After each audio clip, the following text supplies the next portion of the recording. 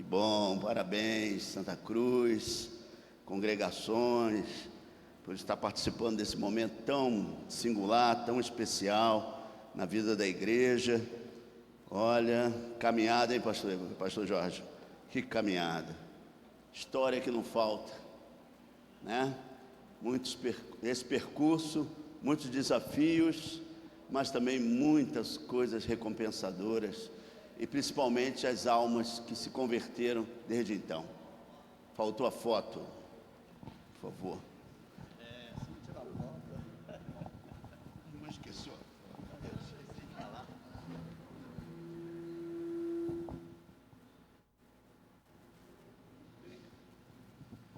Oi, para mim é sempre um prazer. Pastor Jorge e a Rosanete e os demais irmãos trabalhadores da Casa do Senhor, parabéns por todo esse percurso que fizeram. O pastor Jorge me convidou assim para de manhã, e ele estava, Evandro vai falar e tal, aí eu, tudo bem, estava com algumas coisas na minha cabeça. O pastor sempre pensa muito pregações e tal, e aí ele falou, vai falar para a família. Eu falei, ué, não é aniversário, é família? Aí eu juntei os dois. Vamos falar de aniversário e vamos falar de família. Abra comigo em Cantares, por favor, capítulo 2, versículo 15.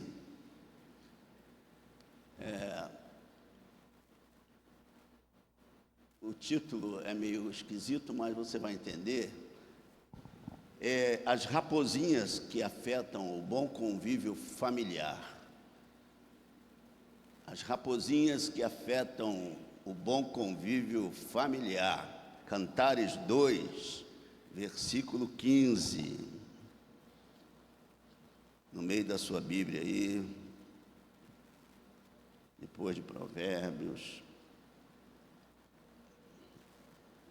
Cantares. Eclesiastes, Cantares. Capítulo 2, versículo 15. Vou deixar você sentado mesmo, mas de olho na palavra. Nós vamos abrir o texto em vários lugares depois. Acompanhe conosco.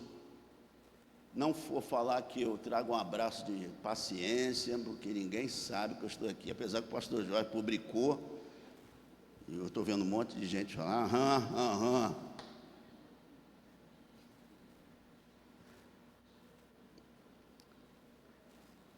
Eu vou ler eu estou na versão NAA, é essa versão aqui? Não. Aí eu vou ler uma vez, depois leremos todos juntos o mesmo texto. Capítulo 2, versículo 15. Quem encontrou, diga amém. Peguem as raposas, as raposinhas que devastam os vinhedos, porque as nossas vinhas estão em flor. Novamente, todos juntos.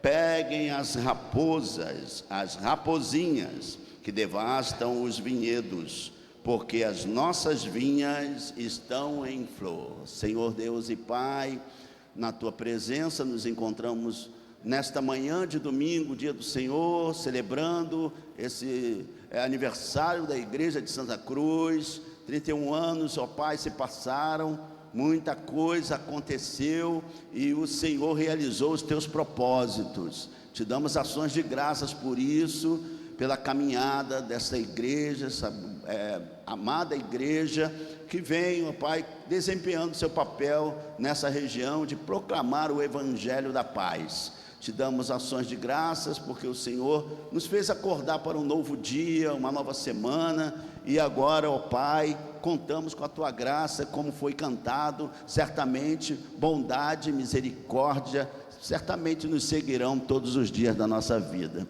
Continua conosco, Espírito Santo, Tua presença é real, é necessária e ela é permanente. Te damos ações de graças por tudo e revela-nos a Ti mesmo, é o que te pedimos e oramos, em nome de Jesus, e todos digam amém.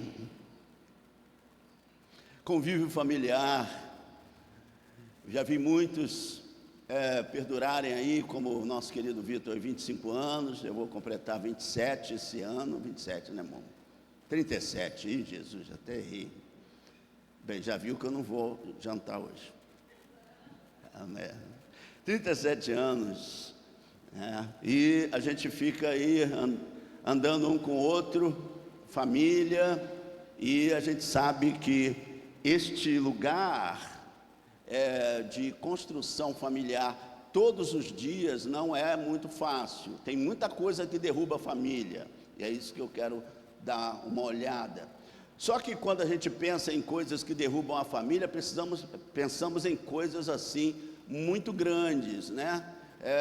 Um tropeço muito sério, uma situação muito marcante, traumatizante, e que vem de coisas bem maiores, e como morte, adultério,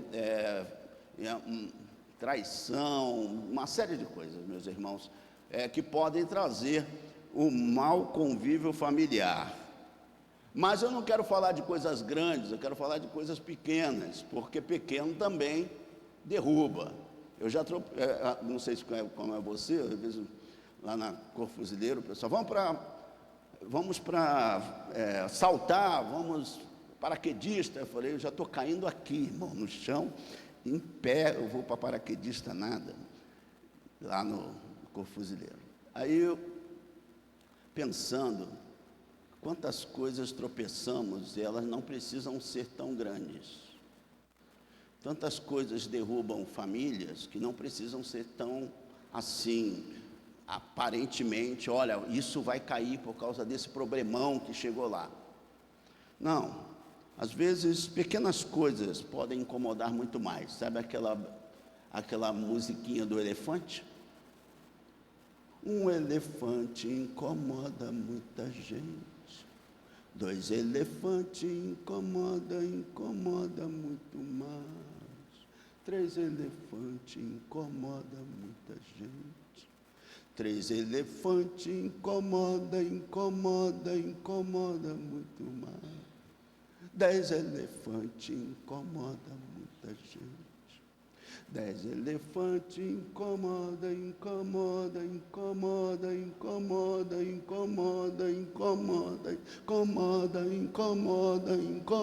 muito mais. 100 elefantes incomoda. É isso que eu estou dizendo. Pequenas coisas todo dia incomoda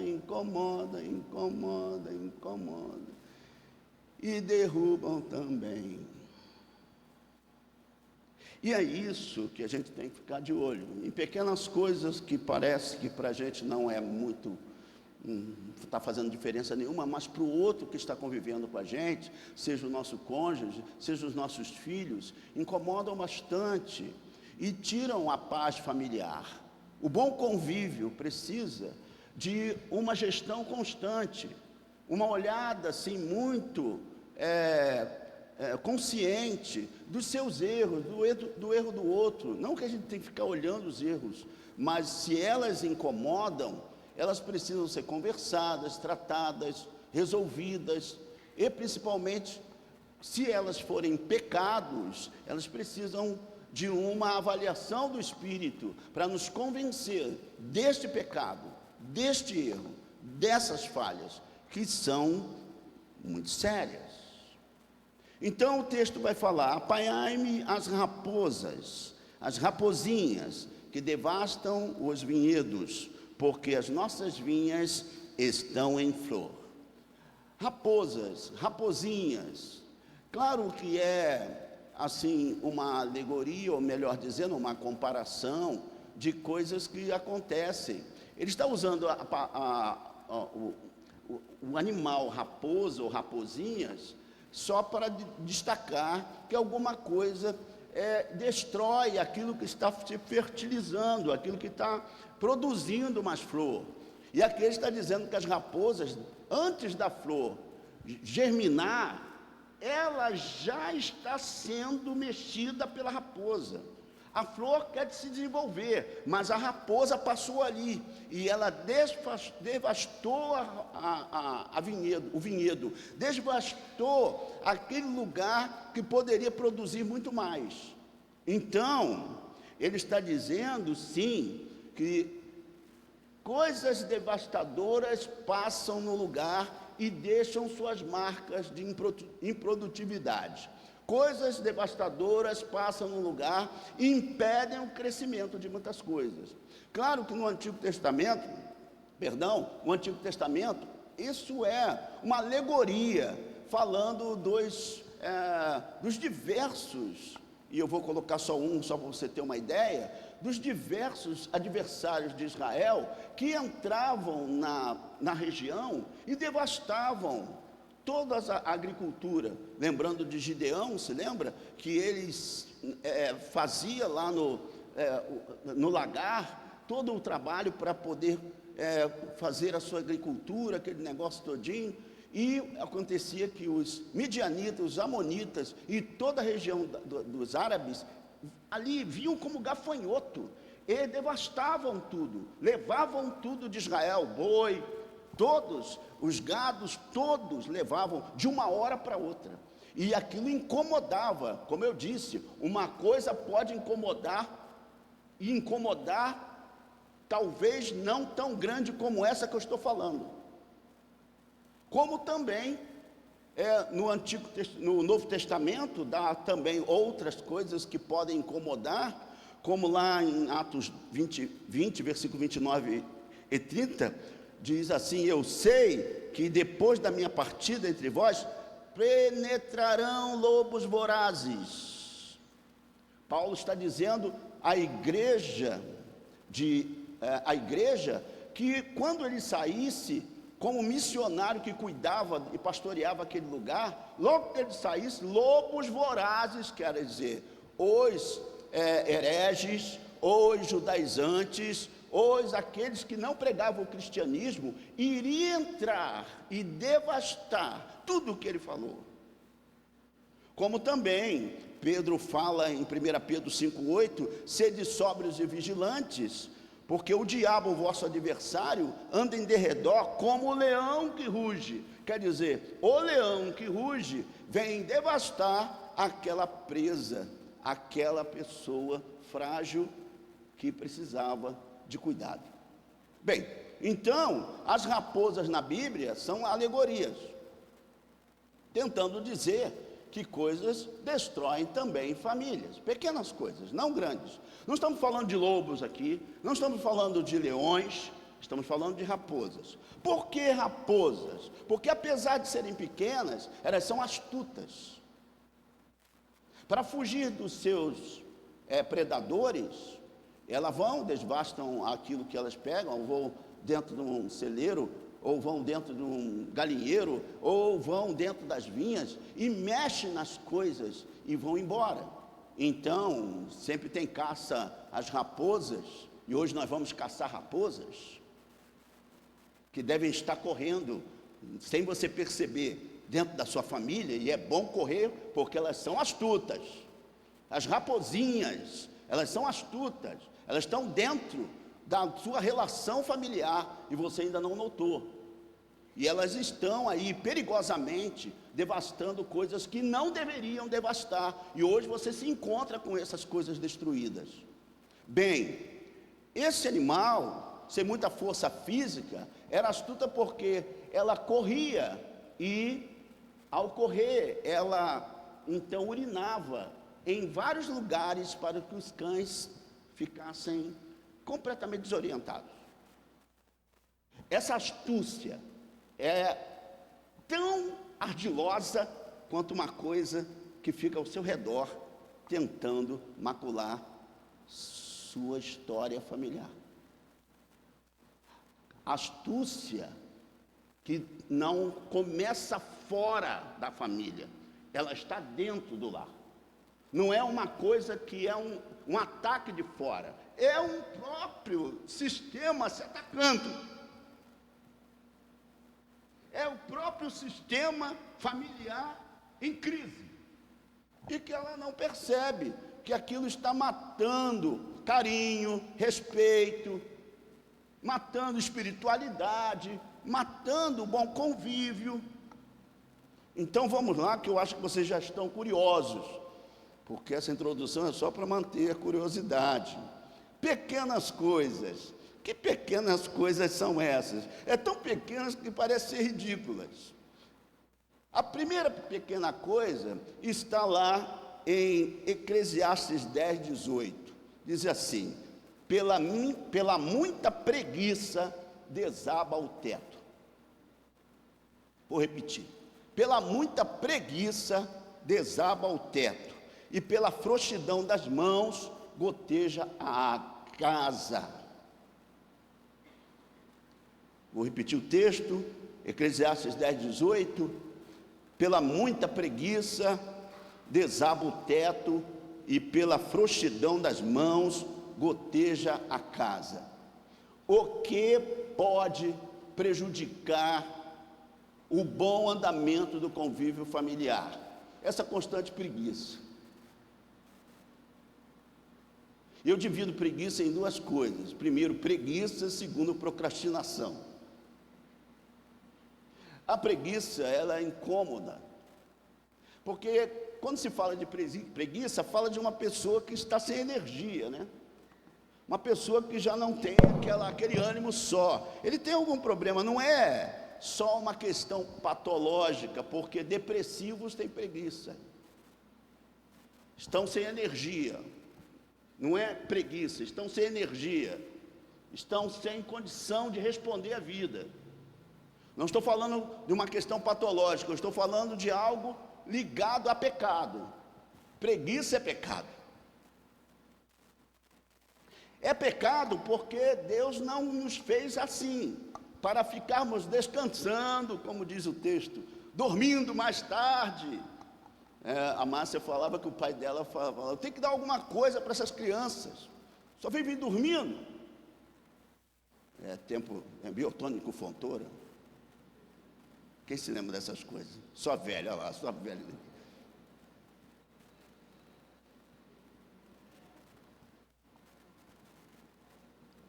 A preguiça é incômoda, meus irmãos. A preguiça é muito séria.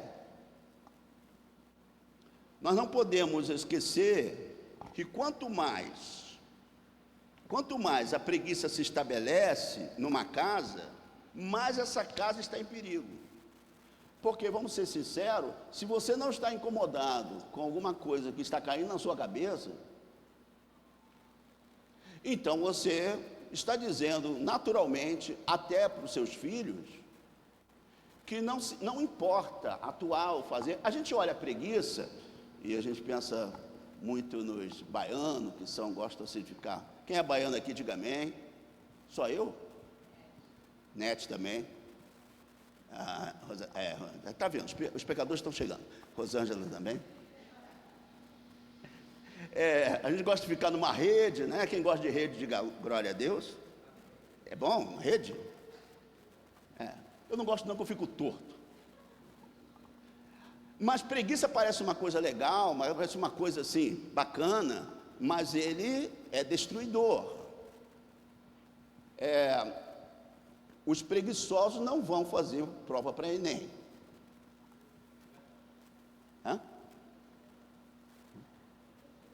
Ou então chega atrasado. Ele está destruindo o seu próprio futuro. Os preguiçosos não gostam de fazer leituras longas, não gostam de correr longamente. A Bíblia chama isso de uma coisa séria. Vai ter com a formiga, ó preguiçoso. Porque as coisas estão ficando sérias para você. E uma coisa ruim é fugir de trabalho, meus irmãos. É tão sério isso que Paulo disse: quem não trabalha, não come. Porque quando Deus amaldiçoou o homem com a questão do trabalho, e não foi, segundo o texto, ele amaldiçoou a terra, não amaldiçoou o homem, ele amaldiçoou a terra. Será maldita a terra. E do suor, da fadiga, você vai comer do seu pão. Então, se eu não trabalho, eu não produzo, eu não desenvolvo. Se eu não trabalho, se eu corro do trabalho, eu não gero recursos, eu não contribuo para a civilização. Eu não ajudo a construir nada, a fazer nada. Tem gente preguiçosa profissionalmente, preguiçosa na área estudantil, preguiçoso espiritualmente. E quando se pensa na construção daquela vida, ela não contribuiu nada, porque ela está sempre prostrada, ela está sempre dando desculpas, ela está sempre dizendo: não posso, não tenho energia para isso. O preguiçoso, ele não consegue se encontrar com nada que constrói, porque nem o que está caindo na cabeça dele ele consegue consertar. Estou dizendo, a preguiça parece uma coisa assim engraçada, mas ela é prejudicial ao bom convívio familiar, ao bom convívio social, ao bom convívio profissional, ao bom convívio em todas as áreas que são importantes. Você e eu temos que ser atuantes, buscar recursos. O que está acontecendo comigo fisicamente? Porque eu estou nesse lugar de apático, não consigo construir nada, não consigo pensar nada, não consigo fazer nada. E se somos uma civilização que precisa construir, se Deus nos chamou para administrar esse mundo, nós somos mordomos. Há uma mordomia aqui. Nós somos mordomos para a construção de uma civilização que Ele quer construir junto com a gente. Ele poderia deixar a terra e dizer: pode deixar que eu faço tudo. Eu vou construir a casa de vocês, eu vou construir o futuro de vocês, eu vou fazer tudo para dar tudo certo. Pode só gozar, fica aí, se satisfaz. Não, Ele disse: trabalhe. Antigamente o trabalho não fatigava, agora vai fatigar. Esse é o grande problema da gente. A gente gostaria que fosse tudo fácil. Mas como a gente também mora muito longe do centro, quem já pegou muito trem na vida? Quem já pegou não querendo pegar trem? Quem já pegou trem na vida? Eu e minhas perguntas, a irmã já estava levantando a mão já, e não conseguia botar nem o pé no chão. Se tirasse, já era. Irmão, quantas vezes chegava em Bangu, o negócio já estava apertado. O pessoal de Bangu, não tem nada contra os banguenses não, pelo amor de Deus. Mas quando eles chegavam, apertava muito mais. Dá vontade de soltar e voltar para casa. A preguiça está dizendo: volta. Hoje vai ser muito ruim. Avenida Brasil, 399, 390. Isso é luxo. 390, 399 era luxo. Porque não é todo dia que a gente tinha dinheiro para pegar esse negócio, não. Tinha que ir de trem mesmo. Mas muitas vezes, quantas vezes a gente parava no meio. Teve uma vez que parou na entrada da ilha. Já estava indo tão bem, a gente estava orando: Senhor, vai dar tudo certo, vou chegar no horário. Entrada da ilha, o ônibus parava. Dá vontade de pegar um carro, vou para casa, não adianta, porque eu vou chegar no quartel, já vão falar a beça. Vão me anotar. E mesmo que você fale que foi o ônibus, é a desculpa de todo mundo. Então, é meio complicado. A vida tem essas dificuldades mesmo. Meu Deus, tem que fazer isso, tem que fazer aquilo, tem que estudar, tem que fazer o CETEB, tem que fazer o IBRMEC. É verdade, preguiçoso. Senão não sai, senão você não constrói nada, senão você não faz. Veja bem, a maldição não está na questão da pessoa não sair da cama. A maldição está porque você não produziu algo digno. Você não construiu algo que vale a pena. O suor do seu rosto diz alguma coisa. Que você não ficou acomodado. Você poderia fazer e não fez. Sabe, Deus não é preguiçoso. Quando Ele viu o seu povo precisando de ajuda em Israel, Ele veio com socorro. Eu ouvi meu povo, por isso desci, dizendo para Moisés. Jesus nunca foi preguiçoso. Ele, depois da morte de José, ele era o primogênito da casa, e o primogênito assumia tudo. Uma parte do texto diz que Jesus era filho de carpinteiro, e outro momento em Marcos, ele diz, o carpinteiro Jesus. Então Jesus assumiu a oficina, o artesão Jesus, que construía móveis, o que era necessário para suprir a casa. Quem não supre nada, não constrói, não edifica. Então nós temos que olhar para a nossa preguiça como algo desnecessário, como algo que desagrada a Deus. Não que você não tenha trabalhado tanto, eu estou dizendo que você que não gosta de trabalhar. Os que trabalham estão bem com a sua consciência. Os que ainda podem fazer, eu vejo gente, eu tenho um diácono lá, meu Deus, ele faz um monte de coisa na igreja. Ele é dele. Sabe aquela pessoa que se preparou para a vida, e a vida é ativa para ele é proativo. É isso. Deus não espera que você morra de trabalhar, mas também não quer que você fique deitado tanto tempo, vendo coisas desabarem e não fazerem nada. Agora, algumas coisas que são sérias, porque talvez o teu problema não seja a falta de energia, porque preguiça é falta de energia. O teu problema é procrastinação, é deixar sempre para depois. Aquela coisa, né?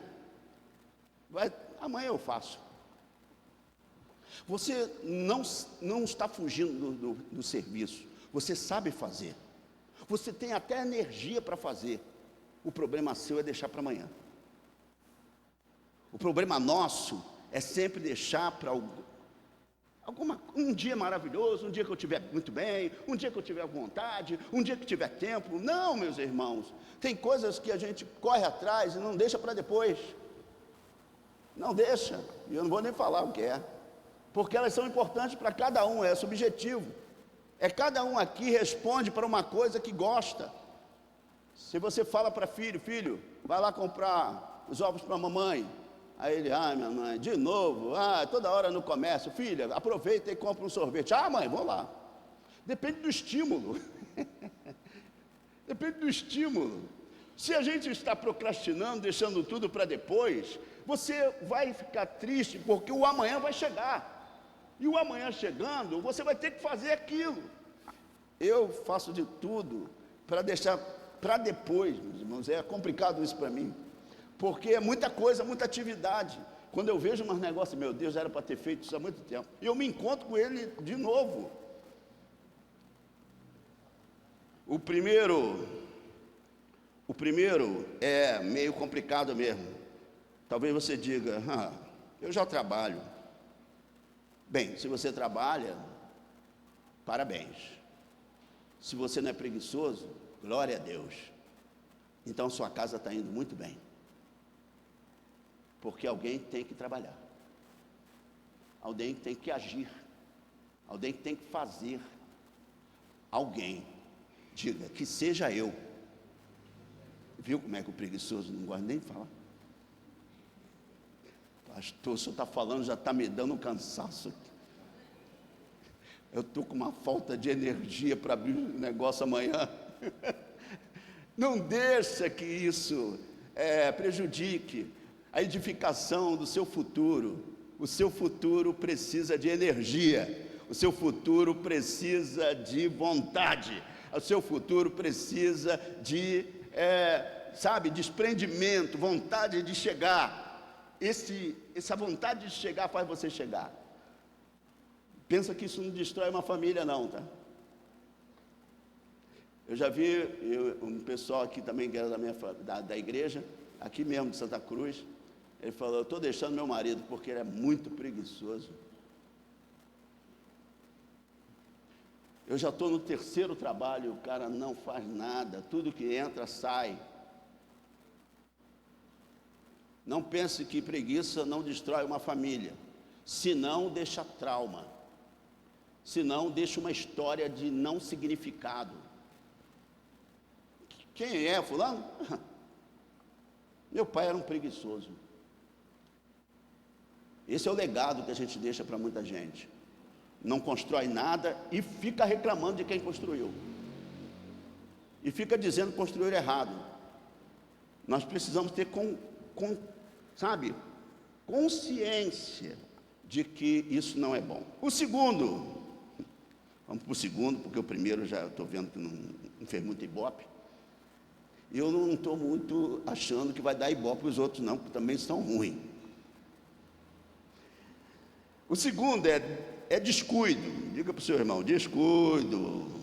Abre o olho com o seu descuido. O descuido é complicado. Sansão perdeu tudo que tinha por causa de descuido. Sansão poderia construir uma linda história de um grande juiz. Você sabe que os juízes eram usados em tempos, em momentos em que Israel pecava. Não havia mais não havia mais Josué. E depois de Josué, Deus começou a usar pessoas aleatórias. Poderia ser qualquer um.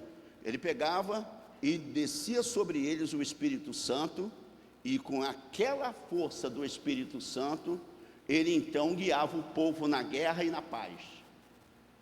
Teve até uma mulher dentro disso, a Débora. Quer dizer, era aleatório. O Espírito Santo descia sobre uma pessoa e todo mundo seguia aquela pessoa. Sansão era o cara da hora, mas muito descuidado. Deus descia sobre ele com graça. Ele tinha uma força, mas era muito descuidado. Não, o Sansão não era o preguiçoso. Sansão era o cara com energia, descuidado. Sansão era o cara que pegava toda aquela energia e focava na coisa errada. Pegava toda aquela energia e não se preocupava em manter aquilo que Deus deu. E quando o seu descuido acabou, ele só acordou quando a força acabou. Quando ele disse para ele mesmo: vou me levantar mais uma vez e vou destruir esses filisteus que vão vir contra mim. Quando viu, já não tinha mais força. O descuidado falou das suas fraquezas. O descuidado não se preocupou em ficar calado. O descuidado não se preocupou em cuidar do que tinha. E quando viu, já não tinha mais. O descuidado prejudica a sua própria família, seu próprio convívio social. Ele acha que não deve ter cuidado com a sua vida cristã, ele acha que não deve ter cuidado com o seu profissionalismo, ele acha que não deve ter cuidado com aquilo que fala, com aquilo que faz. O descuidado se descuida de coisas que são importantes, porque o elevaram ao nível que são, porque é uma pessoa que tem virtude. Se eu tenho uma virtude, por favor, se cuida disso. Não deixa essa coisa morrer não. Poxa, já está tão difícil nesse mundo, pessoas com virtudes. Está tão difícil, posso andar, né, pastor? O pastor disse que eu posso andar. Pode, estou em casa, né? Lá, cá. Há tantas pessoas que têm tantas virtudes, tanta coisa boa, gente, que a gente celebra. Poxa, você, só anda no smartphone, tá bom, só anda em rede social, mas desenvolve tudo, ajuda a família, paga os compromissos, legal, bacana, até você é virtuoso nisso. A gente não ignora, eu não ignoro o poder e a força dos jovens. Elas têm que agregar,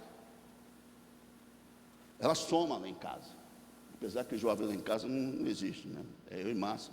Márcia já passou dos 30, né, Márcia? Nem quer falar sobre esse assunto. Igrejas também. Então, quando a gente vai pensando nas virtudes que poderíamos ter e cuidar, nós perdemos, porque fomos tão descuidados. Tanta coisa boa que poderia fazer com as suas virtudes, e você simplesmente torna-se sabe aquela parábola do talento? Quem já leu a parábola do talento? Sabe aquele que falou, vou enterrar meu talento, depois eu devolvo o que eu enterrei. Ninguém quer talento sujo não, tá? Ninguém quer talento enferrujado não. Ninguém quer talento que não se desenvolve mais ainda. Não descuide do seu talento, das virtudes que Deus já te deu. Talvez você diga, eu não sou nada. Você é. Tem muita coisa boa em mim e em você, que ainda serve para a construção de uma civilização boa. Eu sei que ninguém mais acha que, Jesus volta logo. O pessoal, os preguiçosos estão logo, que Jesus volte logo para não ter trabalho. Não tem que fugir desse mundo não, Senhor. Manda logo todo mundo. Já está todo mundo salvo. Aqui, ó, todo mundo está salvo. Não precisa mais salvar ninguém, né, Vitor? Não precisa mais salvar ninguém. Meus irmãos, bota a mão na peleja. Bota a mão, no arado. Não olha para trás, não. Tem muitas almas que ainda têm para chegar. Tem muitos bancos nessa igreja que ainda precisam de almas. Quem vai fazer? O preguiçoso? Quem vai fazer? O procrastinador? Quem vai fazer? O descuidado? Ele não cuida nem do seu ministério. Ele não cuida do talento que Deus te deu. Ele não cuida, ele perde. Como Sansão, ele perde e morre com os inimigos. Isso é final de vida de quem recebeu um talento de Deus. Isso é final de vida de quem chegou para ter força.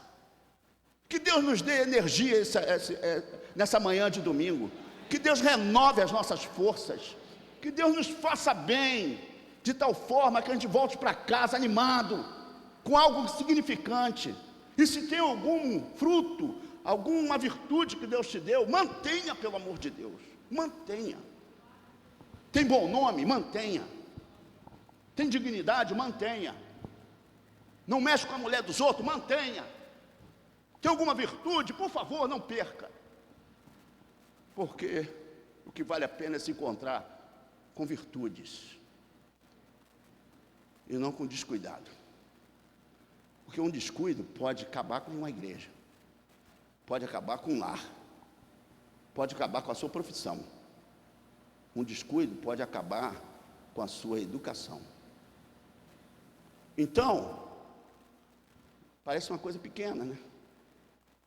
Descuido. Não vai fazer diferença nenhuma, faz. Para Sansão fez muito. Vendeu sua virtude, abrindo a boca, descuidadamente, sem cuidado nenhum. Falou das suas próprias fraquezas. Outro problema todo, e eu vou andar rápido, porque eu não quero, como o pastor diz, a hora está aqui, eu não quero ser muito prolixo aqui, e falando muita coisa. Outro problema sério de que eu vejo pessoas vendo a casa cair, é uma outra raposinha chamada desejo. Vamos dizer juntos? Desejo.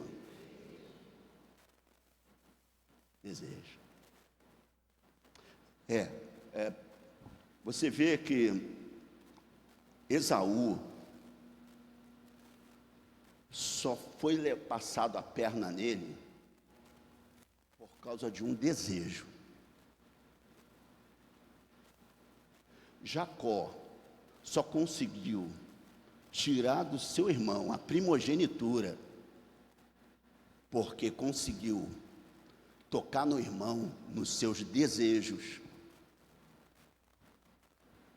Desejos podem destruir muitas coisas. Nossas cobiças podem nos levar à falência. Desejos. 1 João, capítulo 2, vai falar de desejos. Ele começa com concupiscência dos olhos. Vamos dizer juntos? Concupiscência dos olhos. Eu sei que está todo mundo aí meio caidinho. Quem não almoçou, diga amém. Deu para notar.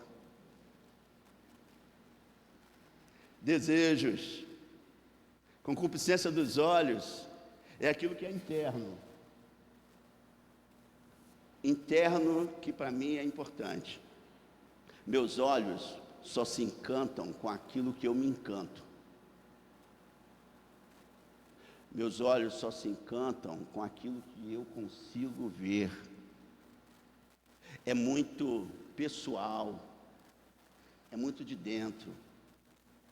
Como também a concupiscência da carne, que é os desejos demasiados. Não estou dizendo que ninguém deve ter desejo, não, por favor, todos tenham desejos. Não, nós já crescemos ou nascemos com desejos, diga, graças a Deus. O problema é para onde vai esses desejos. O problema não é o desejo, é para onde ele está te levando. Onde está te levando os teus desejos, que você fica cego por eles. Onde Esaú perdeu a primogenitura do usurpador Jacó. Mas eu digo que Esaú e Jacó eram ambos pecadores. Aqui ninguém está dizendo que Esaú foi assim, poxa, passar a perna no seu irmão, ele passar a perna nele. Ele foi alguém que se vendeu por um desejo, um prato de lentilha. Não é nada contra a lentilha, não, eu gosto também. Assim, mal, eu não gosto. Isso é uma coisa, botar um negocinho dentro, ainda vai. Mas, um prato de lentilha, ele viu o prato de lentilha, a carne falou, opa! E ele falou, que adianta para mim primogenitura se eu estou com fome agora? Então o desejo, ele é um prato bom para o tentador. O meu e o seu desejo estão na berlinda. É o instrumento que ele tem para nos derrubar. O que eu desejo? O que eu estou a ponto de fazer pelo meu desejo? Até onde eu vou pelo meu desejo? Se lembra desse texto de 1 João? Também tem a soberba da vida, a alazonai, no grego, que vai falar uma coisa importante. Alazonai, o alazon é aquele que vive de aparência. O alazon fala para o estrangeiro. Assim, chegou alguém na cidade, o alazon vai se apresentar. E aí, tudo bem? Eu sou um grande fazendeiro daqui, como é que o senhor está? Vem da onde? Ah, eu venho disso. Todo mundo sabe que ele não é fazendeiro de nada, da cidade. Mas ele se mostra para quem não o conhece. Deu para entender? Alazonai é aquele que se mostra para quem não conhece. E ele então quer com isso ganhar o direito de ser uma coisa que nunca foi. Mas ele contou a história e todo mundo acreditou. A soberba da vida é você mostrar uma coisa que você não é. Aonde vai o seu desejo? A ponto de enganar? Você só quer se mostrar? Um desejo desse também destrói toda uma possibilidade na tua vida. Seja o que você é. E tenha orgulho de tudo que conseguiu na vida. Deus vai te dar mais.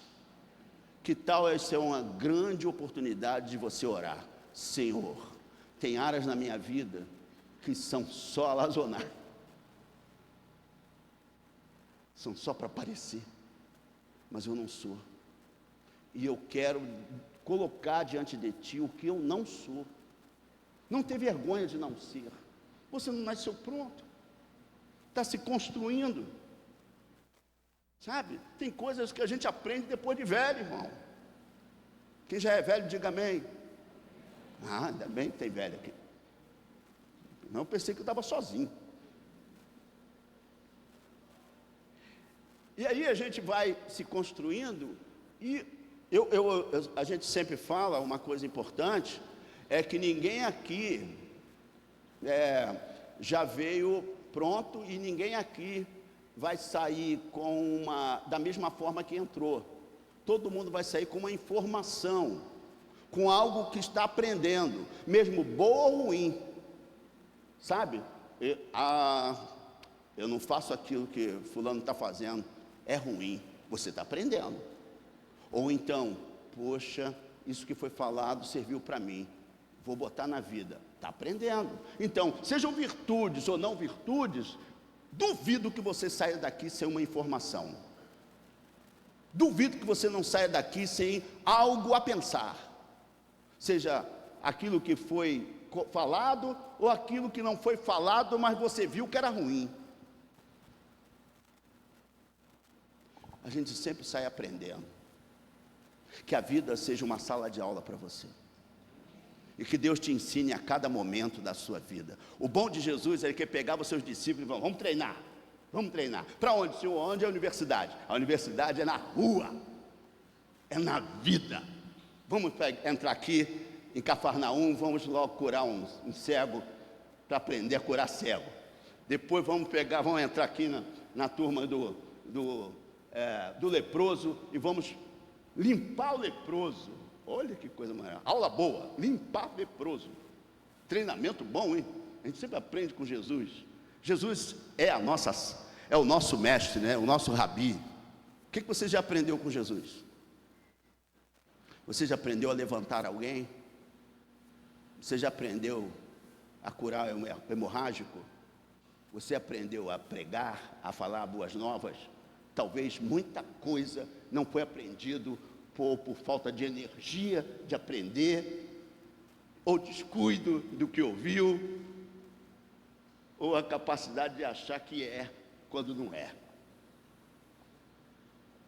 De repente, nós não somos nada. Entramos e saímos e não aprendemos nada. Devemos assimilar o que é bom, reter o que é bom e transmitir. Isso você está melhorando as pessoas em torno. Diga comigo, se as coisas não melhoram, levante a mão, eu melhoro. Esse foi só um ensaio, de novo. Se as coisas não melhoram, levante a mão, eu melhoro. Se você melhorar, tudo em torno melhora. Se você mudar, tudo em torno muda. Vamos embora, vamos levantar dessa cama. O senhor acordou preguiçoso? Acordei. Agora não tem mais preguiçoso nessa casa. Vamos construir um novo futuro para essa família. Boa vontade. Vamos lá, moçada. Pai tomou o tônico Fontoura. Não, fui lá na igreja, levei uma paulada lá da palavra. E eu vi que eu era uma raposa que tinha dentro de mim, que tirava de mim as energias e a capacidade de florescer. Eu não consigo, porque uma raposa que está dentro de mim rouba a minha energia, a minha capacidade de ser, de fazer, de realizar. Diga, tudo posso. Não ouvi Santa Cruz, tudo posso naquele que me fortalece. Que Deus te fortaleça essa manhã e te ajude a chegar aonde precisa. E se chegar hoje, que vão tentar roubar a tua energia, eles já estão vencidos em Cristo, porque você não vai deixar essas coisas se perderem e vai construir um lindo futuro. Para de se apresentar, seja o que você é. Não sou, sou. Para de tentar falsear uma vida, porque Deus não cai nessa. Você já viu que Deus não cai nessa? Quando chegarmos lá diante dele, ele vai chegar: olha, eu estive nu e não foste me visitar. Ele começou uma lista. Aí quando que eu te vi nu, Jesus? Quando não fizeste isso aos meus pequeninos. Afasta-te de mim, porque praticais a iniquidade. Se eu tive preguiça, descuido, se eu só me apresentei como uma coisa que eu não sou, Deus sabe. Deus não cai nas nossas historinhas. Deus sabe de tudo. Eu estava nu e foste, ou na verdade me vestiste. Eu estava preso e foste me visitar. É isso que ele vai ver. A fé não é uma coisa sem prática. Toda fé tem prática. Toda fé tem obra. A fé e a obra andam juntas, porque fé sem obras é coisa morta. Energia Santa Cruz, temos mais 31 anos pela frente. O filho dos nossos filhos estarão aqui salvos. Muita coisa boa vai fazer o Senhor nessa congregação. Dessa congregação ainda vai sair dezenas de congregações, centenas de congregação, milhares de congregação. Por que o amém está diminuindo? É falta de fé? Quanto mais trabalhadores, menos preguiçosos. Quanto mais energia, menos apáticos. Quanto mais, eu trabalho com mais, eu não trabalho com menos. Porque quanto eu estou fazendo, pessoas estão fazendo junto comigo. Bota todo mundo para trabalhar. Todo mundo para trabalhar. Conhece o Davi Montenegro? Quem conheceu? Conhece o Davi Montenegro? Grande cantor. Veio lá para a nossa igreja e falei: Davi, você veio como diácono da outra igreja, Davi. Aqui, diácono meu trabalha. Não tem problema não, pastor, é comigo mesmo. Negão, valoroso, cantava muito, canta, né? Hoje ele está lá, debilitadinho. Aí eu estou vendo Davi pegando umas caixas dessas, ainda tinha energia, né? Uma caixa dessa, botando lá, evangelização, estou vendo Davi botando outra caixa. E eu falei: meu Deus, Davi, pelo amor de Deus, não, só disse que aqui diácono trabalha, deixa eu trabalhar. É isso. Provoca energia no outro. O outro ainda é capaz de fazer. Sua casa ainda vai edificar muitas coisas boas. Mas se você estiver derrotado, como Sansão, descuidado, você vai ver você e tudo que você construiu caindo. E não fique triste, e não jogue nos outros o que é responsabilidade sua. Não jogue nos outros. Eu vou encerrar, porque eu não quero me alongar, com o último. Mentira. Dentro de uma casa derruba. Qualquer coisa que você botar em cima de mentira, você vai estragar a sua família, vai estragar o seu futuro, vai estragar possibilidades. Mentira é uma raposinha sinistra, porque mentira vem do diabo. Jesus disse aos fariseus: vós sois filhos do diabo. O diabo é que é o pai da mentira. Nunca vi um mentiroso chegar ao final do que ele fala. Porque mesmo que ele durma ou ele morra com mentira, um dia a verdade aparece. Mentira. Mentira é uma raposinha sinistra. Você não vai conseguir nada com mentira. A sua mentira vai te levar para trás. Eliseu perguntou a Geazi: de onde vem Geazi? E ele respondeu: teu servo não foi a parte alguma. Mentiroso, mercenário. Ele foi atrás de Naamã. Quem conhece a história? Ele foi atrás de Naamã para pegar as pratas e as vestes festivais. Mentiroso, mercenário, usa a mentira para quê? Para se autodestruir. Porque todo mentiroso, tudo que está oculto, vai ser revelado. Tudo. Então é melhor a gente fechar a boca e não deixar que o pai da mentira encha os nossos lábios de qualquer coisa que não seja verdade. Eu não gosto de algumas verdades minhas, mas elas são reais. E por mais que eu tente escondê-la, ela aparece. Quais são as suas mentiras?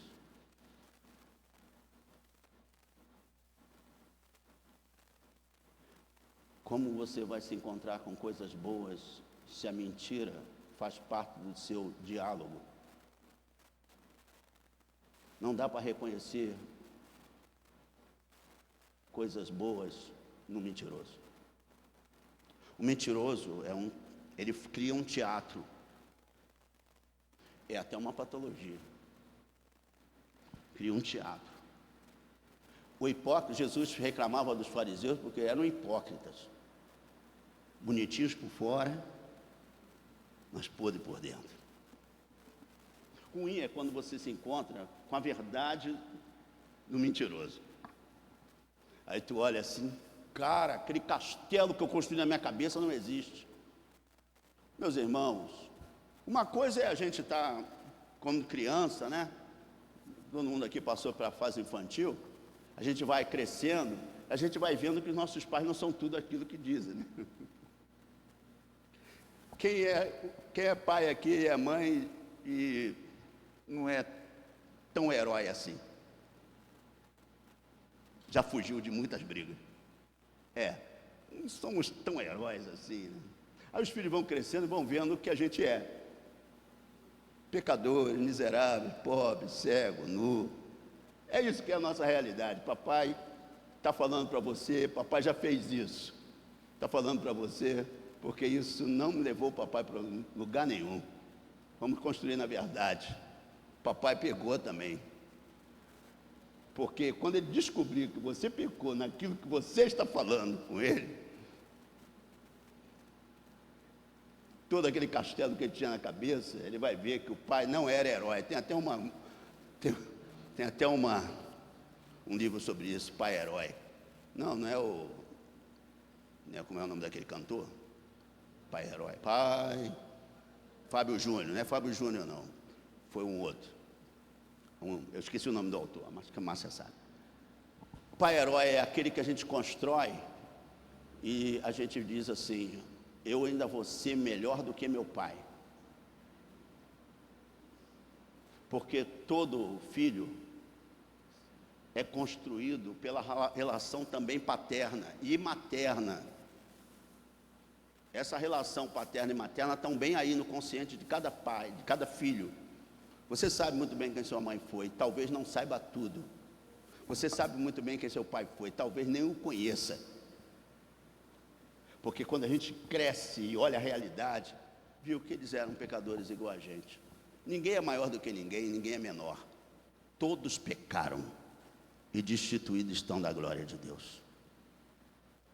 O que nós temos que fazer é perdoar os pecadores e ajudar a construir um caráter melhor para o futuro dos nossos filhos.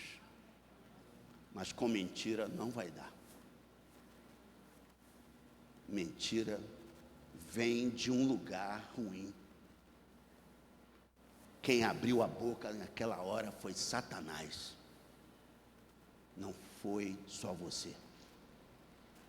Da mesma forma que eu construo a vida, edificando com parceria com Jesus, todas as virtudes, todas as coisas boas que eu construí até hoje, eu também posso ser usado por Satanás. E uma coisa que eu acho que não é bom, a Bíblia fala que não vai dar bom, é você construir o seu futuro com mentiras. Mentira não. Mentira não. Fale a verdade. Viva a verdade. próprio Jesus disse: conhecereis a verdade, e a verdade vos libertará.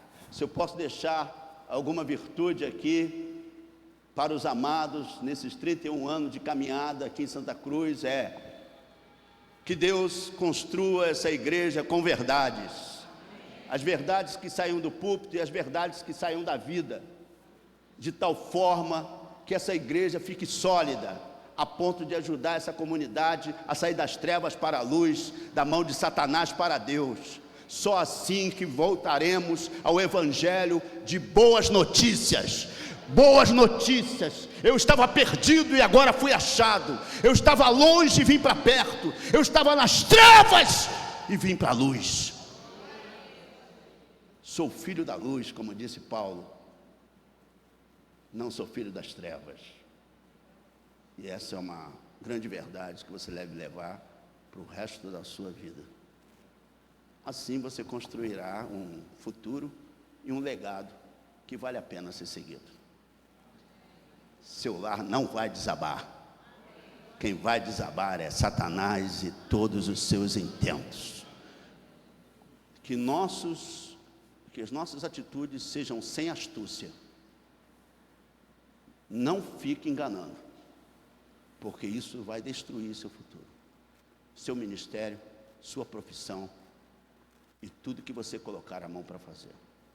Não sou eu que estou falando, não. É a palavra. Vamos ficar de pé e vamos orar. Agora eu vou incomodar um pouquinho você.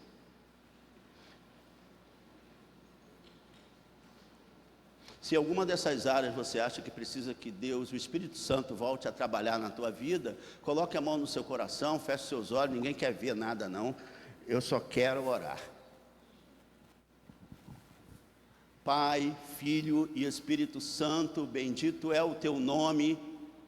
O Senhor é o que a Bíblia diz que é, o Senhor é amor. Pai, Deus é amor. A Bíblia diz que o Senhor é Espírito. Deus, Tu és Espírito. A Bíblia diz que o Senhor não é filho de homem para mentir. O Senhor não é mentiroso. A Bíblia diz que o Senhor é santo, santo, santo. E a Ti convém santidade. Constrói valores aqui, em mim, nos meus amados irmãos de Santa Cruz, na nossa família, no bom convívio familiar, na nosso ministério, meu Deus, o nosso ministério não seja maculado como nenhuma dessas coisas. Qualquer coisa que eu esteja fazendo dentro da igreja, seja para a Tua honra e para a Tua glória, e fruto da verdade. Toma conta, Senhor, dessa igreja, estenda as mãos, conta desse bairro. Santa Cruz precisa se encontrar com a verdade. Tira as raposinhas, as astúcias, e nos deixa ter uma religião pura, que não só ouve, mas pratica o que ouviu. Trabalha em cada coração, em cada mente que aqui entrar, meu Senhor, nos diversos anos que essa igreja vai estar aberta para a glória do Teu nome. Trabalha, Senhor, cada alma que aqui entrar, de tal forma, ó Pai, que Teu nome seja glorificado logo na entrada do portão, porque eles vão se encontrar com o Espírito da verdade. Nós Te adoramos, Senhor, porque o Senhor é por nós. Nós Te adoramos, Senhor, porque o Senhor age em nós. Nós Te adoramos, Senhor, porque o Senhor nos guia a toda a verdade. Tu és o Deus da verdade, o Pai da eternidade, o Príncipe da paz. Tira todo o infortúnio, todas as coisas que têm minado a nossa evangelização, meu Pai. Nós queremos ser evangelistas dentro de casa, fora de casa, no meio social, no meio da igreja, Senhor, junto com os irmãos, frutificando para a glória do Teu nome. Tem misericórdia de nós, tem misericórdia de Monteiro, tem misericórdia, Senhor, estado do Campinho, tem misericórdia da onde essa igreja se estendeu. Paciência, pelo poder do teu nome, Senhor, que essa igreja continue proclamando a verdade, custe o que custar. Queremos pagar o preço pela verdade, por mais que ela doa, meu Pai, mas ela é uma virtude que não pode ser perdida. E aí a manutenção da verdade precisa de cada um de nós ter a consciência que há muitas mentiras dentro da nossa vida, e há muitas raposas astuciosas tentando, de nos iludir. Nosso coração é enganoso, meu Pai. Tem misericórdia de nós e apaga as nossas transgressões. É isso que lhe pedimos e oramos, com o perdão dos nossos pecados, em o nome de Jesus. E quem recebe, diga amém, diga amém, diga amém. Uma salva de palmas ao Senhor.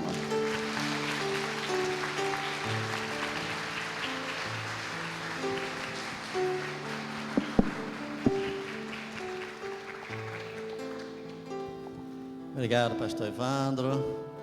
Não deixe as raposinhas destruir a sua vinha, né? A sua família, tudo que envolve a sua vida.